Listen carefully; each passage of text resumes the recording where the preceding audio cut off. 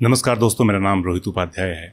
बिहार के मुख्यमंत्री नीतीश कुमार ने जातिगत जनगणना कराने का फैसला किया है। मतलब बिहार में किस जाति के कितने लोग हैं इसकी गिनती होगी। कई राजनीतिक पार्टियां जाति के आधार पर जनगणना कराने की मांग काफी लंबे समय से कर रही हैं। हालांकि केंद्र की बीजेपी सरकार एक बार हां करने के बावजूद जाति के आधार पर जनगणना कराने से किनारा कर चुकी है। लेकिन बीजेपी के कई नेता भी इस जाति के आधार पर सेंसस की मांग कर चुके हैं। अभी तक देश में एससी और एसटी कितने हैं इसका पता तो लगाया जाता रहा है, उनकी गणना तो होती है, लेकिन ओबीसी वर्ग के लोगों की गणना नहीं की जाती है। अब मांग हो रही है कि देश में किस जाति के कितने लोग हैं इसका पता लगाया जाना चाहिए। क्या जाति के आधार पर जनगणना सही है या फिर इससे देश में जाति की खाई और गहरी होगी। देश की जनता को एक नागरिक के तौर पर देखा जाना चाहिए या किसी जाति के एक शख्स के रूप में। काफी पेचीदा मुद्दा है और इससे कई सारे दूसरे मुद्दे जुड़े हुए हैं। मैं इस मुद्दे के दोनों पहलुओं को आपके सामने रखने की कोशिश करूंगा। तो पहले बात करते हैं जातिगत जनगणना के बताए जा रहे फायदों के बारे में। जाति आधारित सेंसस के पक्ष में पहला तर्क दिया जाता है कि देश में किस जाति के लोग हैं, अगर यही नहीं पता चलेगा तो देश के रिसोर्सेज का बंटवारा सही तरीके से कैसे होगा। मतलब मान लीजिए कि 100 सरकारी नौकरियां हैं तो उन 100 सरकारी नौकरियों का बंटवारा इस तरह से हो कि जिस जाति के लोग 40% हैं उनका 40% नौकरियों पर हक बनता है। जिस जाति के लोगों की जनसंख्या देश में 20% है उनका हक 20% नौकरियों पर ही होना चाहिए। कहा जाता रहा है कि इस देश में सबसे ज्यादा आबादी ओबीसी समाज से आने वालों की है, लेकिन देश के ज्यादातर रिसोर्सेज पर कब्जा जनरल कैटेगरी के लोगों का है। मांग उठती रही है कि अगर ओबीसी का परसेंटेज देश में ज्यादा है तो आरक्षण की 50% की सीमा को भी खत्म किया जाना चाहिए। अभी ओबीसी वर्ग के लोगों को 27% आरक्षण मिलता है, मगर अनुमान है कि ओबीसी समाज से आने वाले लोगों का देश में अनुपात इससे कहीं ज्यादा है। दूसरा तर्क समझाने के लिए एक एग्जाम्पल दिया जाता है कि अगर आपके शरीर में कोई दिक्कत है तो उसे दूर करने से पहले अपने शरीर के सारे अंगों का ठीक ठीक पता तो होना चाहिए। जाति के आधार पर गिनती करने से पता चलेगा कि किस जाति या समुदाय के लोग आर्थिक, शैक्षिक और सामाजिक रूप से पिछड़े हैं। इससे सरकार को उस खास पिछड़ी जाति के लोगों के लिए नीतियां बनाने में मदद मिलेगी और लोगों की मदद हो सकेगी। तीसरे तर्क में सुप्रीम कोर्ट के इंदिरा साहनी मामले का उदाहरण दिया जाता है, जिसमें सुप्रीम कोर्ट ने निर्देश दिया था कि ओबीसी वर्ग की सामाजिक, शैक्षिक और आर्थिक स्थिति का समय समय पर अध्ययन कराया जाना चाहिए ताकि जो जातियां सामाजिक, शैक्षिक और आर्थिक आधार पर मजबूत हो चुकी हैं उन्हें ओबीसी वर्ग से निकालकर सामान्य वर्ग में शामिल किया जा सके ताकि बाकी के लोगों को लाभ मिल सके। तो ये 3 मुख्य तर्क हैं जो जाति के आधार पर जनगणना के पक्ष में दिए जाते हैं।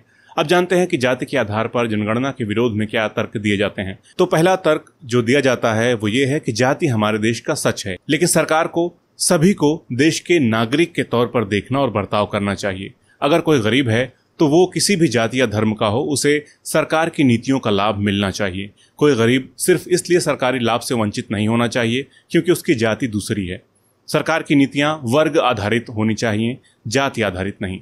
दूसरा तर्क दिया जाता है कि अगर ओबीसी समाज के कितने लोग हैं इसका सही डेटा सामने आया तो इससे ओबीसी लोगों का वोट पाने के लिए ओबीसी नेता जाति पर जोर ज्यादा देंगे, जाति आधारित राजनीति करेंगे। इससे सामाजिक न्याय को नुकसान हो सकता है क्योंकि जब एससी एसटी समाज के लोगों को लगेगा कि ओबीसी समाज जो पहले से ही आर्थिक, सामाजिक, शैक्षिक और राजनीतिक रूप से मजबूत है वो भी आरक्षण का लाभ ले रहा है तो इससे उनमें असंतोष और बढ़ेगा और हो सकता है कि वो फिर ऊंची मानी जाने वाली जातियों के साथ चली जाएं।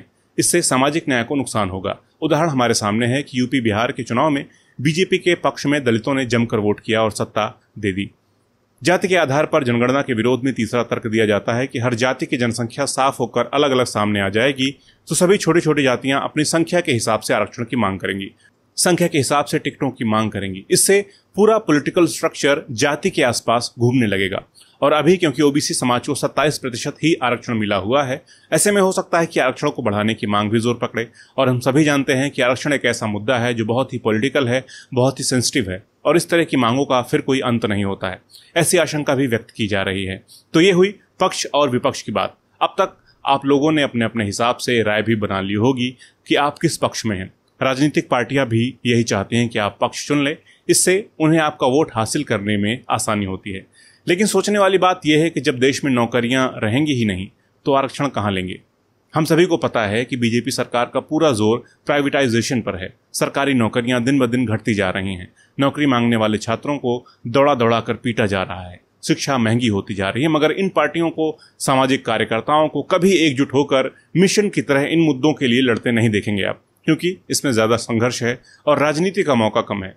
लोग भी बिना नौकरी के घूम रहे हैं, मगर एक बार जाति धर्म का नाम सुनते ही सब मरने मारने को उतारू हो जाते हैं। कहने का मतलब है कि चाहे जाति के हिसाब से अपने नागरिक गिन लो, चाहे धर्म के, मूल सवाल वही शिक्षा, स्वास्थ्य, समान अवसर और रोजगार का है। चाहे जाति के आधार पर वंचित लोगों तक लाभ पहुंचे, चाहे वर्ग के आधार पर सरकारी मदद देश के हर जरूरतमंद इंसान तक पहुंचनी चाहिए। तरीका चाहे जो भी हो, बाकी सब राजनीति है। इस वीडियो में इतना ही। जाने से पहले याद दिलाना चाहता हूं कि प्लीज चैनल पर पहली बार आए हैं तो सब्सक्राइब जरूर कर लीजिए। फेसबुक पेज को फॉलो कीजिए और चाहें तो इंस्टा और ट्विटर पर भी जुड़ सकते हैं। तो मिलते हैं अगले वीडियो में एक नए टॉपिक के साथ। नमस्कार।